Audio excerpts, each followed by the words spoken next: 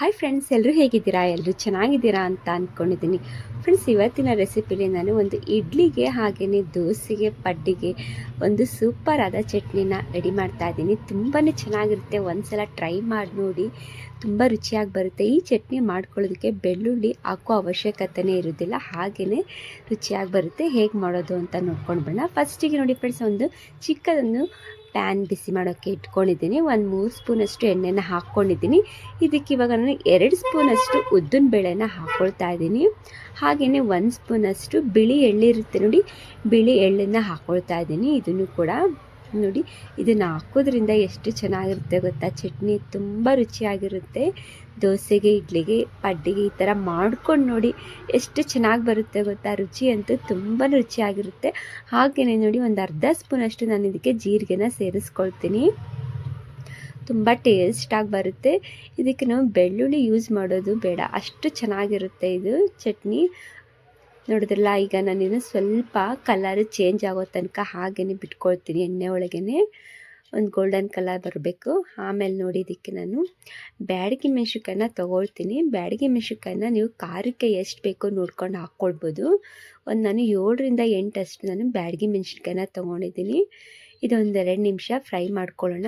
ಇದಾದ ನಂತರ ಒಂದು 3ರಿಂದ 4 ಒಣ ಮೆಣಸಿನ್ಕಾಯಿನ ಹಾಕ್ಕೊಳ್ತಾ ಇದ್ದೀನಿ, ಅಂದರೆ ಗುಂಟೂರು ಮೆಣಸಿನ್ಕಾಯಿನ ಸೇರಿಸ್ಕೊಳ್ತಾ ಇದ್ದೀನಿ. ಇದನ್ನು ಕೂಡ ಹಾಗೆಯೇ ಲೋ ಫ್ಲೇಮಲ್ಲಿ ಇಟ್ಕೊಂಡು ನಾವು ಇದನ್ನು ಫ್ರೈ ಮಾಡ್ಕೊಳ್ಬೇಕಾಗುತ್ತೆ. ಈ ಥರ ನೀವು ಎಳ್ಳು ಹಾಗೆಯೇ ಉದ್ದಿನಬೇಳೆ ಎರಡನ್ನೂ ಹಾಕಿ ನೀವು ಈ ಥರ ಒಂದ್ಸಲಿ ಮಾಡ್ಕೊಂಡು ನೋಡಿ, ಎಷ್ಟು ಚೆನ್ನಾಗಿರುತ್ತೆ ಗೊತ್ತಾ? ಚಟ್ನಿ ನಾವು ಮಾಮೂಲಿಯಾಗಿ ನಾರ್ಮಲಾಗಿ ಕಾಯಿ ಚಟ್ನಿ ಮಾಡ್ತೀವಲ್ಲ, ಅದನ್ನು ಮರ್ತೇ ಹೋಗ್ಬಿಡ್ತೀವಿ, ಆ ರೀತಿಯಾಗಿರುತ್ತೆ ನೋಡಿ. ಈಗ ನಾನು ಇದಕ್ಕೆ ಸ್ವಲ್ಪ ಫ್ರೈ ಆಗಿದೆ. ಈಗ ಪೂರ್ತಿಯಾಗಿ ನಾನು ಇದಕ್ಕೆ ಸ್ವಲ್ಪ ಕರಿಬೇವಿನ ಸೊಪ್ಪನ್ನ ಹಾಕ್ಕೊಳ್ತಾ ಇದ್ದೀನಿ. ಇವಾಗ 1-2 ನಿಮಿಷ ಇದನ್ನು ಕೂಡ ನಾನು ಬಿಸಿ ಮಾಡ್ಕೊಳ್ತೀನಿ ನೋಡಿ. ಈಗೆಲ್ಲ ಬಿಸಿ ಆಗ್ತಾಯಿದೆ. ಹಾಗೆಯೇ ಮೆಣಸಿನ್ಕಾಯಿ ಕೂಡ ಎಲ್ಲ ಫ್ರೈ ಆಗಿದೆ, ನೋಡಿದ್ರಲ್ಲ.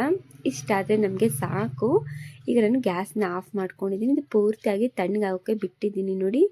ಈ ರೀತಿಯಾಗಿ ತಣ್ಣಗಾದ ನಂತರ ನಾವು ಇದನ್ನು ಮಿಕ್ಸಿ ಜಾರ್ಗೆ ಹಾಕ್ಕೊಳ್ಬೇಕಾಗುತ್ತೆ ನೋಡಿ. ಮಿಕ್ಸಿ ಜಾರ್ಗೆ ಹಾಕ್ಕೊಂಡಿದ್ದೀನಿ. ನಂತರ 1 ಬೌಲ್ ಅಷ್ಟೇ ನಾನು ತೆಂಗಿನಕಾಯಿ ಚೂರನ್ನ ತೊಗೊಂಡಿದ್ದೀನಿ. ಜಾಸ್ತಿ ಇದಕ್ಕೆ ತೆಂಗಿನಕಾಯಿ ಸೇರಿಸೋದು ಬೇಡ. ಹಾಗೆಯೇ ರುಚಿಗೆ ತಕ್ಕಷ್ಟು ಉಪ್ಪನ್ನು ಹಾಕ್ಕೊಳ್ಳೋಣ. ನೋಡೋದಲ್ಲ, ಈಗ ಉಪ್ಪನ್ನು ಹಾಕ್ಕೊಂಡಿದ್ದೀನಿ. ಈಗ ನಾನು ಇದಕ್ಕೆ ನೀರನ್ನ ಸೇರಿಸ್ಕೊಂಡು ಫೈನಾಗಿ ನಾನು ರುಬ್ಕೊಂಡು ಬರ್ತೀನಿ. ನೋಡಿದ್ರಲ್ಲ ಫ್ರೆಂಡ್ಸ್, ಈ ರೀತಿಯಾಗಿ ನಾನು ಫೈನಾಗಿ ರುಬ್ಕೊಂಡು ಬಂದಿದ್ದೀನಿ. ಕಲರ್ ನೋಡಿ, ಯಾವ ರೀತಿಯಾಗಿ ಕಲರ್ ಕಾಣಿಸ್ತಿದೆ ಅಂತ, ಹೇಗೆ ಬಂದಿದೆ ಅಂತ ನೋಡಿದ್ರಲ್ಲ, ಎಷ್ಟು ಚೆನ್ನಾಗಿ ಬಂದಿದೆ ಅಲ್ಲ ಚಟ್ನಿ. ಆದರೆ ಟೇಸ್ಟ್ ಅಂತೂ ತುಂಬಾ ಚೆನ್ನಾಗಿತ್ತು ಫ್ರೆಂಡ್ಸ್. ಒಂದ್ಸಲ ನೀವು ಟ್ರೈ ಮಾಡಿ ನೋಡಿ. ಹೊಸಬ್ರು ಯಾರು ನೋಡ್ತಾ ಇದ್ದೀರಲ್ಲ, ಪ್ಲೀಸ್ ನನ್ನ ಚಾನಲ್ಗೆ ಸಬ್ಸ್ಕ್ರೈಬ್ ಮಾಡ್ಕೊಂಡು ನೋಡಿ. ವಿಡಿಯೋ ಇಷ್ಟ ಆದರೆ ಲೈಕ್ ಮಾಡಿ, ಕಮೆಂಟ್ ಮಾಡಿ, ಶೇರ್ ಮಾಡಿ. Thank you for the watching. Okay, bye bye.